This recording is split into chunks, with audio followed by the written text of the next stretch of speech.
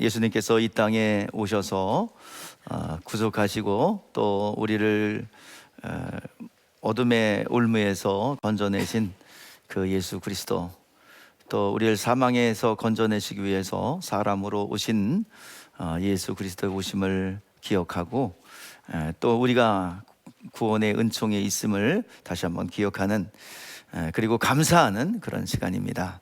하나님의 평강과 또 하나님의 영광이 여러분 모두에게 임하기를 주의 이름으로 축복합니다. 오늘 영광과 평화라는 제목입니다. 예수님께서는 지금부터 2000년 전에 이 땅에 오셨어요.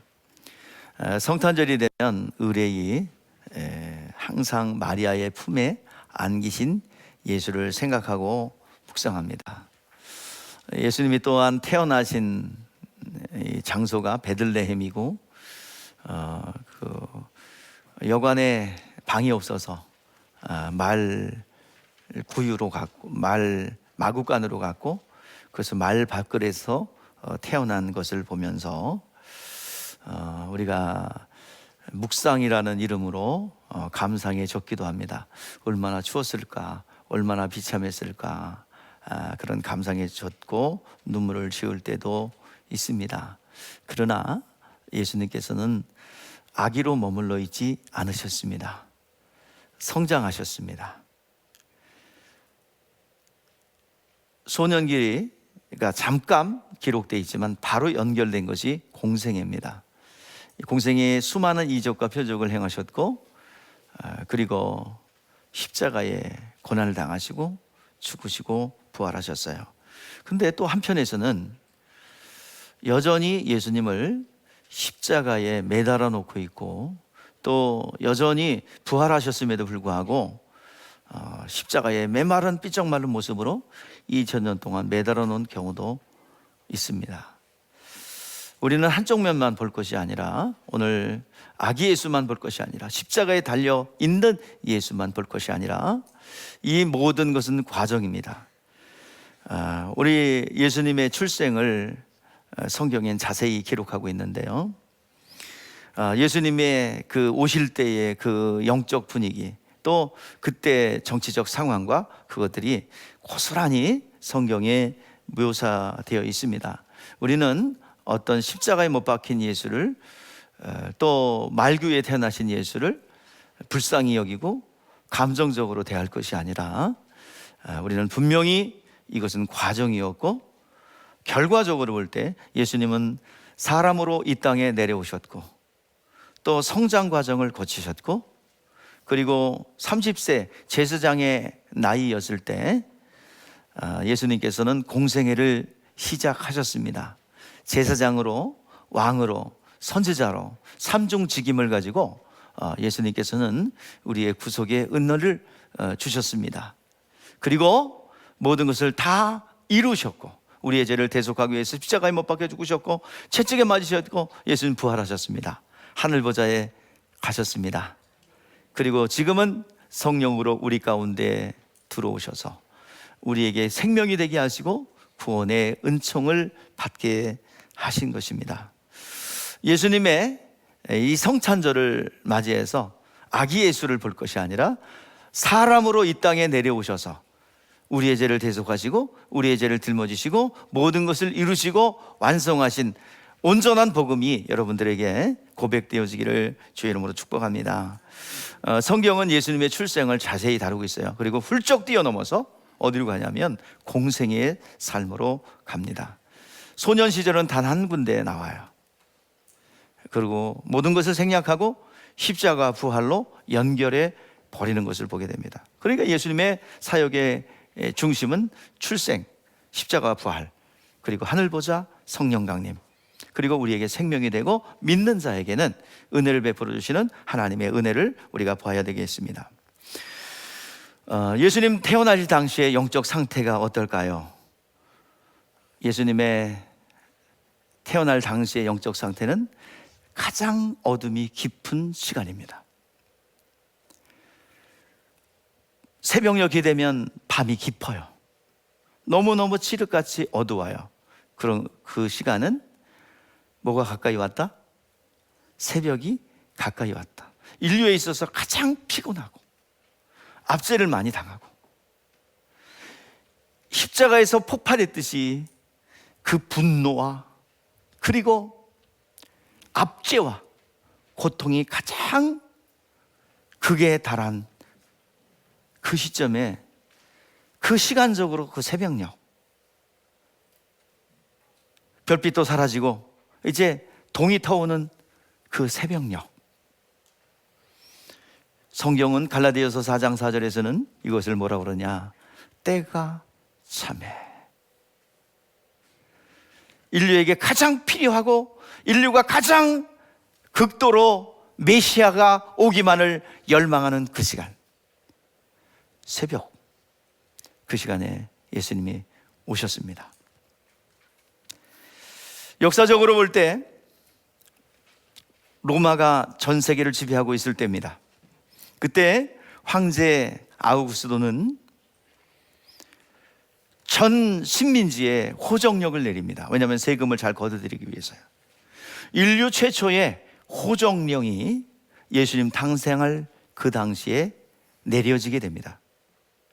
고향 땅으로 가서 오늘날 초본 제도죠. 이것이 가이사 아우구스도에 의해서 시작이 됩니다. 이것은 뭘 말해줍니까? 예수님께서 오신 것은 역사적 호적에도 기록된 역사적 사실이라는 것을 우리에게 가르쳐주기 위해서 호적령이 내렸습니다. 그런데 예수님은 어느 곳에 오셨느냐? 예언된 대로 베들레헴입니다. 베들레헴은 여러분 위성도시입니다. 스스로 자체 내에서 뭔가 독립적으로 존재하는 도시가 아닙니다. 예루살렘 주변에는 베트라는 단어가 들어간 도시들이 여러 군데 있습니다. 베트라는 것은 집이라는 뜻이죠. 베들레헴 뜻은 떡집이라는 것입니다. 예루살렘은 안반 위에 세워졌기 때문에 자원이 없어요. 그래서 주변 도시를 중심으로 이루어져야 합니다. 베들레헴은 독립으로 존재한 것이나 예루살렘을 위한 도시입니다. 늘 떡을 공급하는, 떡을 제공하는 그런 도시입니다. 또 그 주변에도 벳바게라는 도시가 있어요. 벳바게. 이 바게라는 것은 이 무화과 열매를 티에나라고도 하고 바게라고도 해요. 근데 되게 맛없는 처음 나는 무화과는 되게 맛없어요. 그래서 그걸 바게라고 하고, 그리고 맛있는 거, 그거는 티에나라고 합니다. 늘 남은 거, 맛없는 무화과 먹는 도시, 그리고 나머지 티에나 맛있는 무화과는 예루살렘으로 공급해야 합니다. 그곳이 바로 벳바게라는 도시예요. 또 여러분들 베다니라는 도시 있습니다. 예루살렘 주변에 베다니, 베트다니. 이거는 뭐예요? 오늘 우리의 문둥병 환자들을 모아놓는 것, 그것이 베단입니다. 오늘날 소록도와 같은 도시라고 볼 수 있어요. 벳자 들어가는 이 도시들은요, 전부 다 독립적으로 존재하는 것이 아니라 예속되어 있는 도시입니다. 바로 예수님께서 어디 오셨어요? 베들레헴에 오셨습니다. 소외되고 또 독립적인 그런 도시가 아니라 늘 누구를 위해서 존재하는 베다니에 예수님이 오셨어요.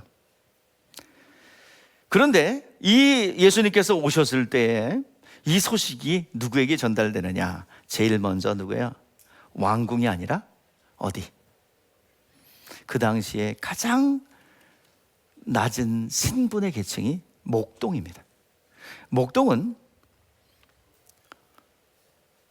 증인을 서도 증인으로 인정을 안 해줍니다. 내가 봤어요. 아이, 너 목동이지? 예, 그래요. 너는 증인이 될 자격이 없어. 맨날 거짓말만 일삼는. 그 당시에 사회적으로 천대받는 신분이 몇 있는데 세리, 창기, 그 다음에 목동이에요. 이 목동은 증인으로 인정을 해주지 않습니다. 맨날 남의 양 훔쳐다가 자기 거 만들고 맨날 도둑질하고, 이게 목동이란 말이죠. 그 목동들에게 아기 예수의 탄생을 알려줍니다. 그뿐만 아닙니다. 가장 낮은 신분에 있는 사람들뿐만 아니라 동방에 있는 현자들이에요. 일명 우리 어렸을 때 말했죠. 동방 박사들. 동방에 있는 현자들입니다. 별을 연구하는 자들입니다. 그 당시에 지식과 그리고 종교는 하나로 돼 있어요. 지식인들이 종교인이고 종교인이 지식인이에요. 이게 분리되지 않았습니다. 무속인이 지식인이고 지식인이 무속인이에요.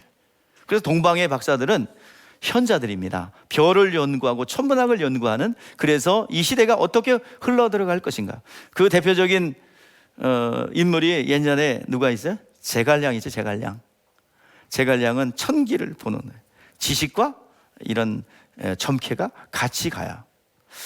우리 중국 고서 중에서 최근에 병법서가 있는데 최고로 가까운 시대, 당나라 시대에 편집된 병법서가 뭐냐면은, 여러분 손자본법이라고 그러죠? 아니에요. 그보다 더 후대에 있던 것이 36개입니다. 36회 36가지의 전술과 쾌가 연결돼서, 쾌라는 게 뭐예요? 점괘란 뜻이에요. 36회예요. 그래서 36개의 쾌를 가지고 딱 뽑아요. 그러면 다윗의 별것처럼 하나 딱 뽑히면 이 점괘를 가지고 전술을 벌입니다. 이게 36개라는 전법입니다.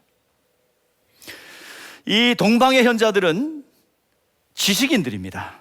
그 당시에 모든 책들을 섭렵한 사람들입니다. 그런데 바벨론 포로로 잡혀갈 당시에 그 포로로 잡혀간 사람들이 에레미야의 예언의 문서를 가지고 갑니다. 이사야 문서도 가져갑니다. 그것이 페르시아 전역으로 흩어져서 그 현자들에게 들어갑니다. 그들이 그 예레미야 문서와 이사야 문서를 이게 읽으면서, 야, 전 인류를 구원할 메시아 왕이 이스라엘 유대 민족에 온단다. 이 현자들이 가르치고 기다리고 있어요. 언제 올 것인가? 진짜 오는 거야? 그런데 평상시에 관측되지 않은 별이 나타납니다. 별을 따라갑니다. 아, 드디어 때가 됐구나. 이 현자들은 기다리고 있었기 때문에 이 징조를 알고 별을 따라와요. 왕궁에 갑니다. 헤롯 왕궁에 갑니다. 그때 왕궁이 없어요. 헤롯이 깜짝 놀라죠. 그런데 이 동방의 현자들이 별을 따라간 곳이 마구간이다. 베들레헴 마구간이에요. 그곳에서 최고의 예물을 가지고 옵니다. 최고의 석학들이 최고의 예물, 눈으로 보는 것의 최고인 황금입니다. 코로 맞는 것의 최고 유향입니다. 그리고 약 중에 명약, 먹는 것 중에 최고인 모략입니다. 황금과 유향이에요. 어떤 분들은 또 설교하다가 말을 보면 유황을 가져왔다고 그래서, 왜 예수님 죽일 일 났어요? 유황을 왜 가져갑니까? 유향을 가지고 왔어요. 그리고 악있게 엎드려 경배했다. 하나님을 예비했다, 이 말입니다. 하나님이 준비하신 거예요. 그뿐만 아닙니다. 헤롯 궁정에 헤롯 왕이 있는 궁궐에는 어떤 일이 벌어졌어요? 그 당시에 헤롯 왕가는 로마 황제의 분봉왕입니다. 책봉해서 보내는 거예요. 그게 헤롯 일가입니다. 이 왕조가 좀 내가 영원했으면 좋겠고, 저 황제 아우구스도에게 잘 보여서 내가 그 우리 후손들도 왕위가 좀 영원했으면 좋겠어요. 그런데 갑자기 생뚱맞게 뭐가 나타났대요? 왕이 태어났대요. 이거 그러면 그냥 놔둬서는 안 되겠다. 우리 지금 어디서 태어났는지 가르쳐줘라. 그랬는데 동방 박사들이 안 가르쳐줘요. 그래가지고 어디서 태어났는지 예언자들에게 물어요. 그래서 베들레헴이래요. 야, 베들레헴의 2살 이하의 어린애들을 다 죽여라. 그래가지고 사륙이 벌어집니다. 노심초사 왕이 태어났다는 소식을 듣고 헤롯 왕은 자기의 왕위를 지키기 위해서 2살 이하의 어린애들 다 죽여버려요. 그뿐만 아닙니다. 영적 세계에서 무슨 일이 일어난대요? 지금 사단의 권세들은 어쩔 우왕좌왕됩니다. 이게 어떤 일이지? 어떤 일이 벌어졌지? 우왕좌왕됩니다.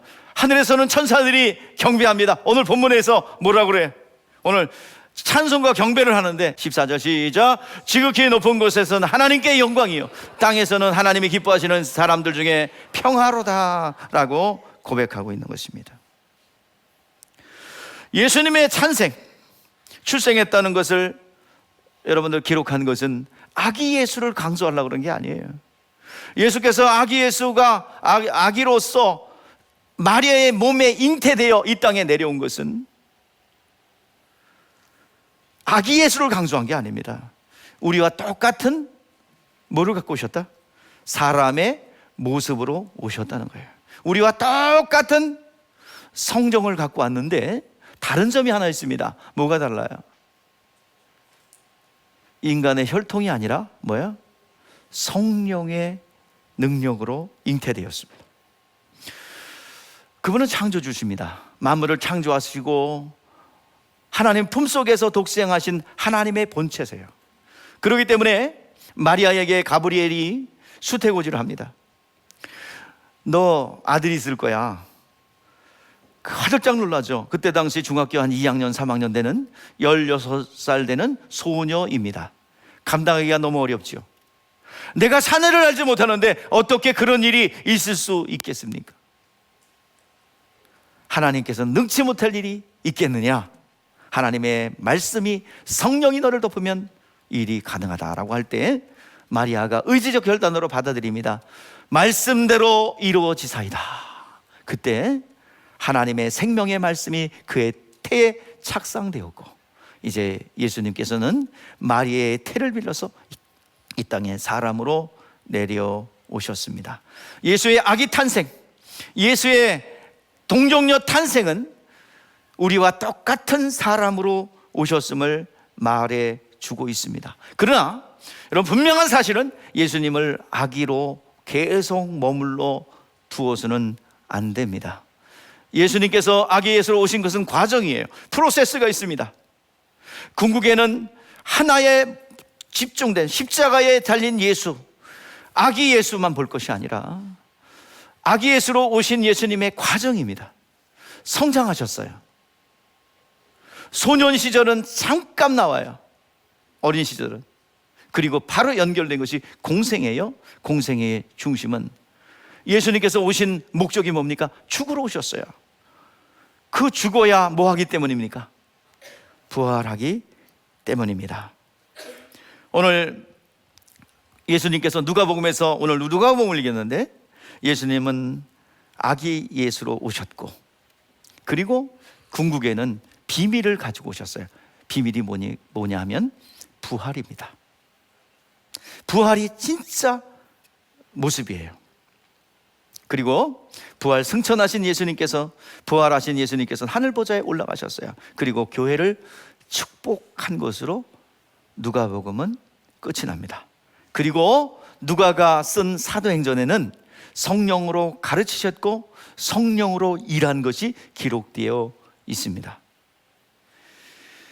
성령으로 일함으로 인하여 예수님께서 예언한 대로 나보다 더 큰 일을 하리라 사도들에 의해서 그 일이 진행되었고 계속되었고 초대교회가 시작되었습니다. 약속하신 대로 많은 권능과 능력이 나타났고 죽은 자가 살아나기도 하고 많은 이적을 통하여 이제 구원의 은총이 임하게 되죠. 자, 그 중에서 7명의 일꾼을 세운데 그 중에 스데반이라는 집사님이 계십니다. 스데반이 죽어가면서 뭐라고 그래요? 마지막 죽어가면서 기도를 하죠. 뭐라고요? 스데반이 부르짖어 이르되 예수여 내 영혼을 받으시옵소서. 스데반이 찾은 거 뭐예요? 믿는 자들이 예수 믿어 성령 받아 예수께서 오셔서 이 땅에 사람으로 오셨고 그리고 십자가에 채찍에 맞으셨고 십자가에 피 흘려 죽으셨고 부활하시고 하늘보좌에 올라가시면서 우리에게 주신 것이 조물주의 생명입니다. 아담의 죽었던 영을 다시 살려내셨어요. 근데 죽은 아담이 살아난 것이 아니라 하나님의 생명으로 우리에게 살려주셨습니다. 사도행전은 바로 그것을 기록하고 있어요. 초대교회가 시작되었고 스데반 집사님은 나의 영혼을 받아주옵소서. 예수님께서 너 죽으실 때 어떤 모습으로 죽으셨어요? 아버지여 나의 영혼을 아버지께 의탁합니다. 바로 예수님께서 가신 그 일들은요, 우리 인간들이 가야 될 길을 먼저 우리에게 보여주고 있는 것입니다. 예수 믿는 사람들이 얻은 것이 무엇입니까? 예수 피로 말미암아, 우리가 믿음으로 말미암아 뭘 얻었어요? 잃었던 생명, 잃었던 영혼을 다시 찾은 것입니다. 믿는 사람들이 한 일이 뭡니까? 잃어버린 영혼을 찾은 것입니다. 우리는 바로 우리의 영혼을 잃어버렸어요. 영혼이 죽었어요. 그런데 잃어버린 영혼을 다시 찾게 되었습니다. 오늘 누가복음 2장 14절에서 우리가 가야 될 길, 잃어버린 영혼을 찾은 영혼들이 해야 될 일, 예수님께서 오셔서 행하신 일이 뭐냐? 두 가지입니다. 첫 번째는요, 지극히 높은 곳에서는 뭐요? 하나님께 영광이요. 또 이 땅에서, 자, 두 가지예요. 이 땅에서는 하나님의 기뻐하심을 입은 사람들 중에 평화로다. 오늘 제목이 뭡니까? 영광과 평화예요. 두 가지입니다. 하나님께는 영광이요, 이 땅에서는 화평, 평강을 이루어야 합니다. 자, 마침내 주 예수께서 이 땅에 태어나시고 공생애를 사셨습니다. 십자가에 못 박혀 죽으심으로 인류의 모든 죄를 다 도말하셨어요. 그리고 채찍에 맞으셨어요. 인류가 잃어버린 것이 무엇입니까? 영혼이죠. 우리의 존재 목적은 하나님께 영광을 돌리는 겁니다. 그런데 하나님의 영광을 돌려야 되고 교제를 나눠야 되는데 영혼이 죽었어요. 하나님과 교제할 수 없어요. 영혼을 잃어버렸어요. 오늘 예수님께서 오셔서 하신 일은 뭐냐? 하늘에서 하나님께 영광을 돌리기 위해서 오셨다. 죽은 우리의 영혼들을 살려내셨습니다. 그리함으로 먼저 우리의 영혼이 하나님의 음성을 들을 수 있고, 그리고 내 영혼, 내 속사람, 참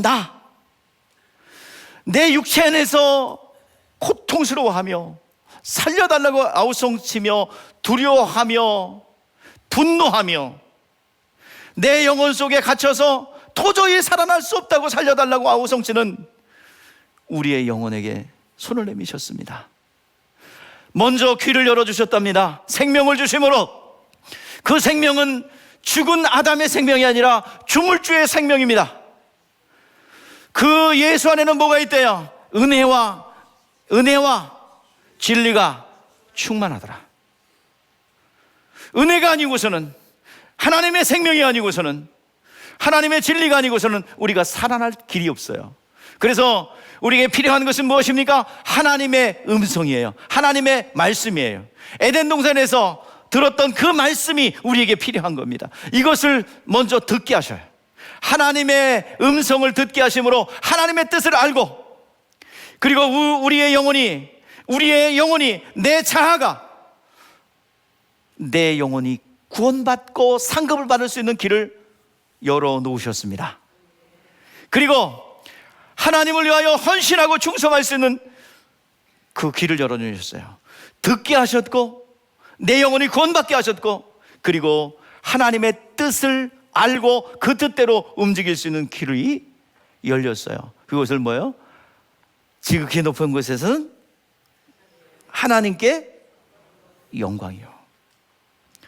하나님께 영광이 되도록 우리 예수님께서 오셨습니다.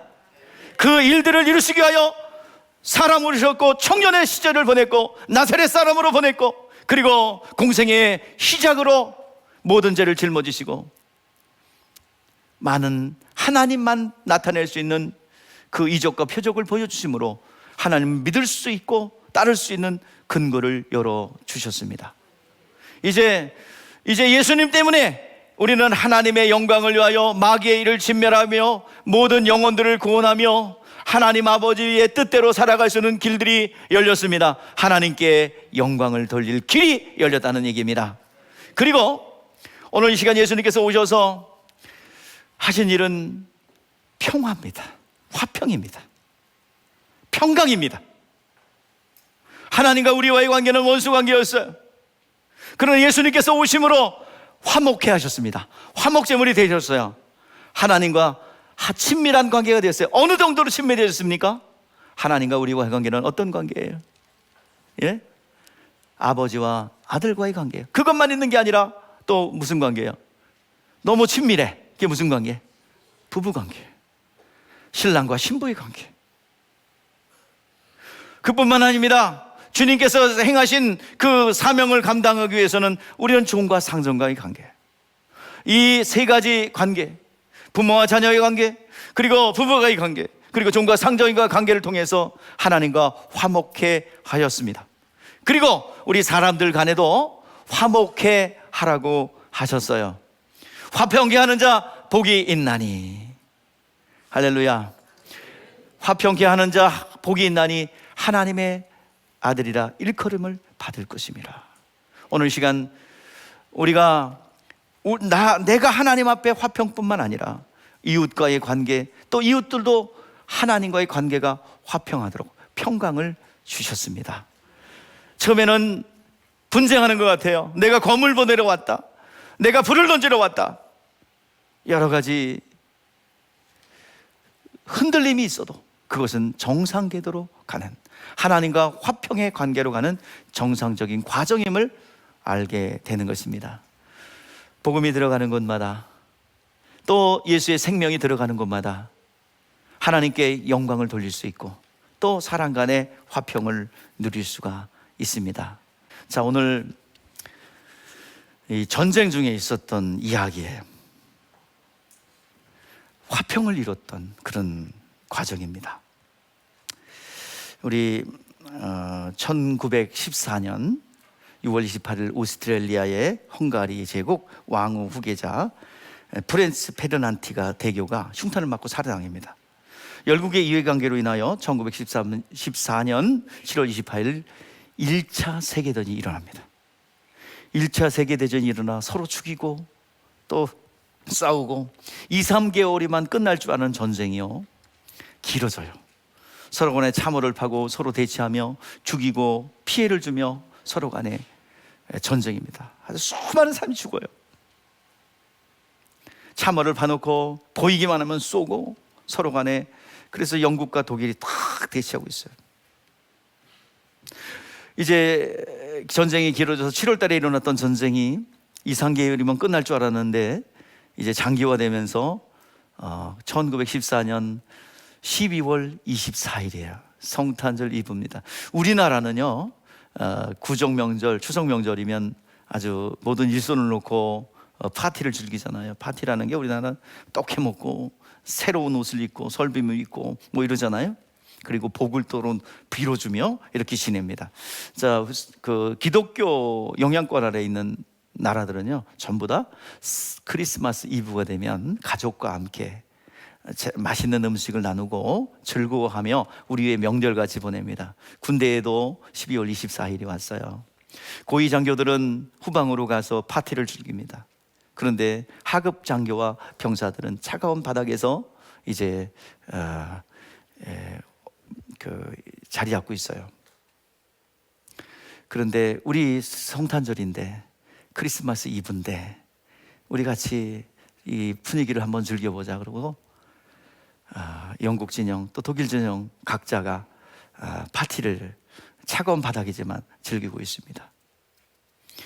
영국군 진영에서 음식을 나누고 술도 나누며 이렇게 나누고 있는데 저쪽에서 찬송이 불러요. 그 찬송가는 오스트레일리아 음악가 프란츠 크루머와 작곡 요제트 밀 작사의 여러분들 유명한 Silent Night, Holy Night 부릅니다. Silent Night, Holy Night, All is calm, All is bright. 하모니카야 연주에 맞춰서 부릅니다. 영국 진영에서 그들이 가지는 악기가 뭡니까? 뱀파이어 펌프잖아요. 삐비비 하는 그걸로 쫙 같이 연주를 해요. 찬양이 끝났어요. 앵콜 박수 치면서 합니다. 한 장교가 일어납니다. 또 찬양을 해요.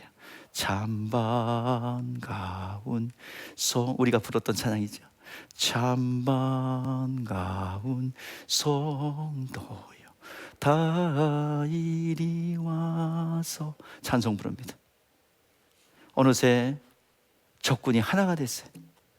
서로 하급 장교들이 모였어요. 우리 오늘만큼은 싸우지 말자. 그런데 어느새 폭죽이 터지고 그리고 공이 날아들어서 운동 경기가 벌어집니다. 거기는 적도 없고 아무것도 없이 그냥 그날은 하나가 됐어요. 운동 경기가 벌어집니다. 3대2로 독일과 영국이, 독일이 3 그리고 영국이 2, 3대2로 이겼어요. 그 후에 후방에 있던 장교들이 그것을 알게 돼요.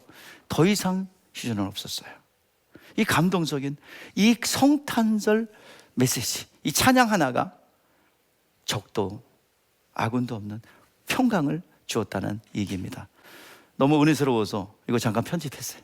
우리 같이 보십시다. 그리고 이어갈게요. Mon lieutenant, venez voir vite. Il se passe quelque chose de bizarre en face. J'aime pas bien ça, mon lieutenant. C'est peut-être une diversion vu d'un sale coup, non?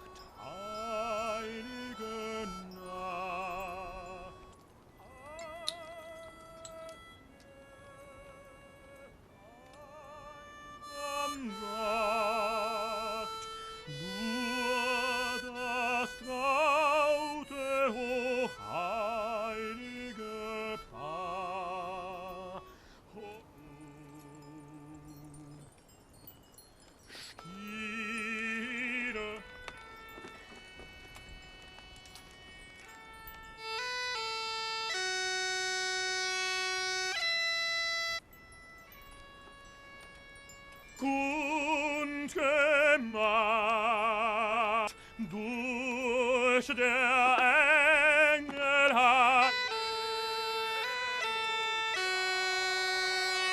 tönt es laut vom fern und nah. Christ der Retter ist da. Christ der Retter ist da.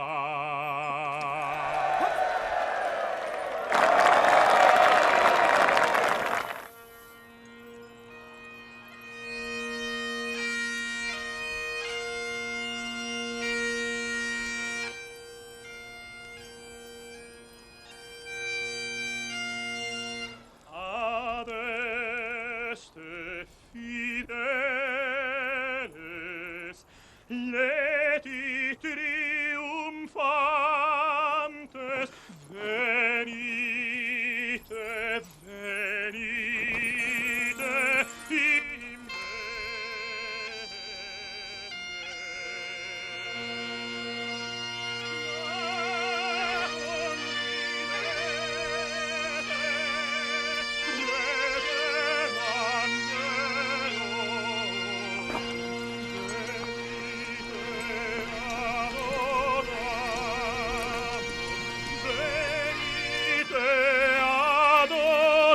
adoramus, venite adoramus,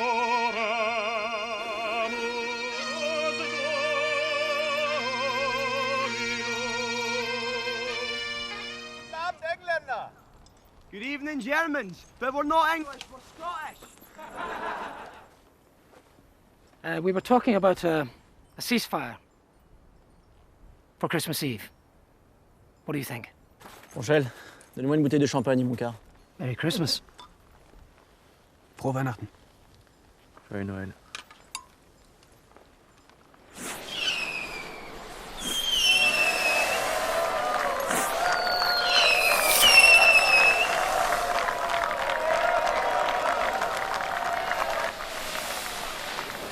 이게 2004년도에 개봉됐던 크리스마스의 기적이라는 제목으로 아마 영화 우리나라에 들어와 있어요. 넷플릭스에 있는 영화 오늘 가서 보셔요. 참 감동적이죠. 이게 예수 그리스도의 복음 앞에 적도 또 아군도 하나가 된 그런 내용입니다. 이 광경, 우리 병사의 편지 중에 있던 내용이에요. 이 광경은 평생토록 잊을 수 없어요. 살인과 죽음 속에서도 인간이라는 존재가 살아있다는 존재를 알았어요. 1914년 크리스마스, 책에 있어 잊지 못할 크리스마스입니다. 바이든 제16 보충던대 제프리 벤첼의 부모님께 보낸 편지 중의 내용입니다. 이것은 실화입니다. 여러분들 지금 여러분 안에 누구를 미워하고 누구를 중화하고 또 잊을 수 없는 원수 맺었던 그런 사람이 있습니까? 오늘 이번 땅에서 하늘에서는 지극히 높은 곳에 영광이 되시고 이 땅에서 평화를 누리시는 그 평화케 하시는 하나님과 우리 사이의 관계, 그리고 또 우리도 화평케 하는 자로서 그분과 우리 다른 이웃과 화평케 하시고 또 이웃과의 관계를 화평케 하시는 그 복음 앞에 무장해제하시고 다시 한번 여러분 용서의 은혜가 있기를 주의 이름으로 축복합니다. 기도하겠습니다.